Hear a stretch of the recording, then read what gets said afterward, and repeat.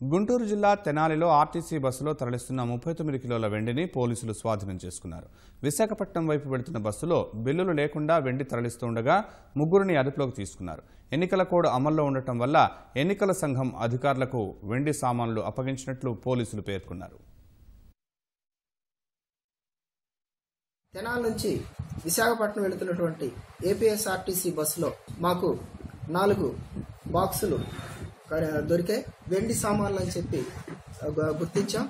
దీనికి సంబంధించి వీటి యజమానుల నుంచి కావలసిన బిల్స్ తీసుకురమ్మంటే వాళ్ళు ఎవరు కూడా ప్రాపర్ బిల్స్ తీసుకురాలేకపోయారు. వీటి మొత్తం బరువు చూస్తే 39 కేజీలు పైగా ఉన్నాయి. వీటి విలువ 15,31,273 రూపాయలు.